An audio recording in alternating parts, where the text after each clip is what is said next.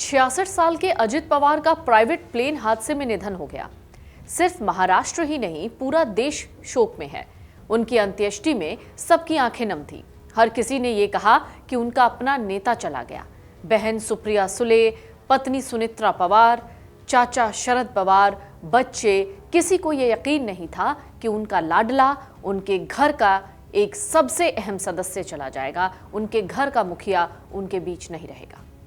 ऐसे में एक सवाल यह भी है कि अजित पवार के जाने से महाराष्ट्र की राजनीति में या महाराष्ट्र की राजनीति पर क्या असर पड़ेगा और फडणवीस के लिए यह कितना बड़ा झटका है।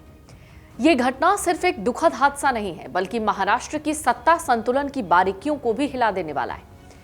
खासकर तब जब अजित पवार को अपोजिशन यानी विपक्ष और गठबंधन दोनों में संतुलन बरकरार रखने वाले एक पावर फैक्टर के रूप में देखा जाता रहा है।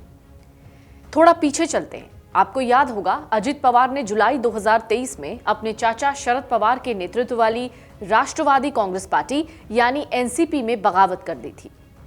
2023 में 2 जुलाई को वो अपनी पार्टी के 8 दूसरे सदस्यों के साथ महाराष्ट्र सरकार में शामिल हो गए।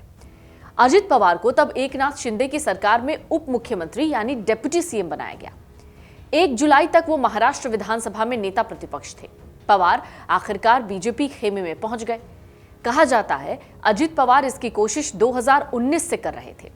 हालांकि उस दौरान बागी होने पर अजित पवार ने यह भी कहा था कि प्रधानमंत्री मोदी के नेतृत्व में भारत विकास कर रहा है, इसलिए बीजेपी के साथ कुछ मतभेद होने के बावजूद एनसीपी ने महाराष्ट्र की प्रगति के लिए सरकार के साथ हाथ मिलाने का फैसला किया है, क्योंकि उस वक्त अजित पवार पर कई सवाल उठ रहे थे कि उन्होंने अपने चाचा का साथ छोड़ दिया, उन्होंने शरद पवार का साथ छोड़ दिया, उन्होंने पार्टी तोड़ दी और वो बागी हो गए। इन सब का जवाब उन्होंने इसी तरीके के एक स्टेटमेंट में दिया था।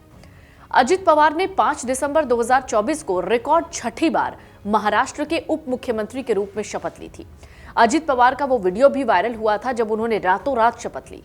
इसके बावजूद अजित पवार लंबे समय से खुद को हाशिए पर महसूस करते रहे, खासकर मुख्यमंत्री बनने की अपनी उम्मीद या इच्छा को लेकर। खैर, 5 फरवरी से महाराष्ट्र जिला परिषद पंचायत समिति के चुनाव होने हैं।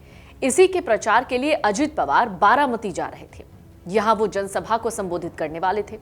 एनसीपी का पूरा दायित्व अजित पवार के ऊपर ही था। अजित पवार का निधन तब हुआ जब शरद पवार राजनीतिक रूप से बहुत कमजोर हो गए हैं। देवेंद्र फडणवीस की सरकार में एकनाथ शिंदे की अगुवाई वाली शिवसेना और अजित पवार की अगुवाई वाली एनसीपी है। 288 सीटों वाली महाराष्ट्र विधानसभा में बीजेपी ने 2024 के विधानसभा चुनाव में 132 सीटें जीती थी, यानी साधारण बहुमत से 12 सीट कम। इस सरकार के साथ शिवसेना के 57 विधायक हैं, 41 विधायक एनसीपी के हैं। एक्सपर्ट्स मानते हैं, जो राजनीतिक विश्लेषक हैं, उनका कहना है अजित पवार के निधन के बाद एनसीपी अगर इस सरकार से हट जाती है तब भी कोई फर्क नहीं पड़ेगा। लेकिन कुछ का यह भी मानना है कि भले सरकार सत्ता में बनी रहेगी, लेकिन फर्क दूसरी तरह से पड़ेगा। हो सकता है मराठा जाति अजित पवार के निधन के बाद यह सोचे कि अब उनके पास कौन है। शरद पवार खुद ही जीवन के सांध्यकाल में हैं। पूरा मराठा तबका अब सोचेगा कि उन्हें किस तरफ रुख करना है। उनके एनसीपी दायरे के विधायक और स्थानीय नेता अब ये तय करेंगे कि वो महायुति यानी बीजेपी शिवसेना के साथ बने रहें या किसी दूसरे गुट नेतृत्व के तहत कदम रखें। शरद पवार की मुख्य एनसीपी और अजित पवार के अलग हुए गुट के बीच पहले से ही एक जुड़ाव की बात थी। अब दोनों गुटों के भविष्य का फैसला शायद इसी टूटते या मिलते समीकरण पर निर्भर करेगा। फिलहाल महाराष्ट्र में वर्तमान में जो सरकार है वो महायुति की सरकार है। अजित पवार की इसमें भूमिका केंद्रीय थी। हालांकि फिलहाल सरकार की स्थिरता तुरंत प्रभावित नहीं होगी। अजित पवार के निधन से पवार राजनीतिक उत्तराधिकार जैसे रोहित पवार या उनके जो दूसरे बेटे हैं या कोई जो दूसरे नेता हैं, उनकी भूमिका भी है। इसकी भूमिका को लेकर सवाल उठ रहे हैं। परिवार के भीतर और भी अगुवाई के फेरबदल की संभावना बढ़ रही है, खास तौर पर बारामती और पश्चिमी महाराष्ट्र जैसे इलाकों में, जहां आज भी पवार परिवार का बहुत प्रभाव है।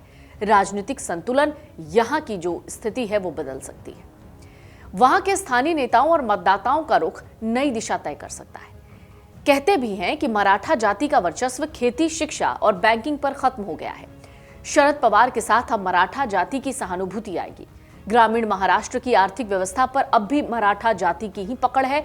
इन्हें अब लग रहा है कि बीजेपी के आने से उनकी पकड़ कमजोर पड़ रही है। कुछ बातें इस ओर भी इशारा करती हैं। बीजेपी की अगुवाई वाली सरकार स्थिर रहेगी, लेकिन मराठा राजनीति का उभार हो सकता है। एनसीपी फिर से शरद पवार के नेतृत्व में एकजुट हो सकती है और ये बीजेपी की मजबूती के हक में नहीं होगी।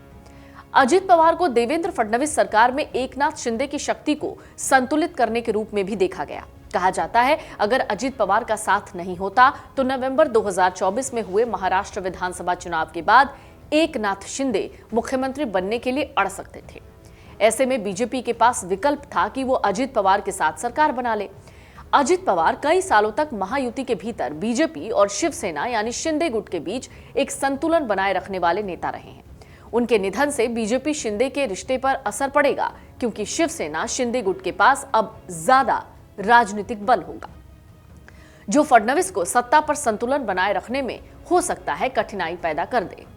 बीजेपी कैंप के लिए ये एक बड़ी चुनौती साबित हो सकती है, खास करके जब आगामी चुनाव करीब हैं। थोड़ा संक्षिप्त में समझते हैं कि अजित पवार के जाने से किस तरीके के राजनीतिक समीकरण हो सकते हैं या बदल सकते हैं। बीजेपी और फडणवीस के लिए एक विश्वसनीय गठबंधन साथी का नुकसान हुआ है। शिंदे गुट और अन्य स्थानीय नेताओं के बीच शक्ति संघर्ष की संभावनाएं हैं। एनसीपी के दोनों गुटों के एकीकरण या विभाजन जैसी राजनीति भी उभर सकती है। आने वाले चुनाव और प्रशासनिक निर्णयों में ये एक बड़ा फर्क डाल सकता है। राजनीतिक दलों के बयान और कार्यकर्ता रिएक्शंस इसी असमंजस की झलक दिखाते हैं।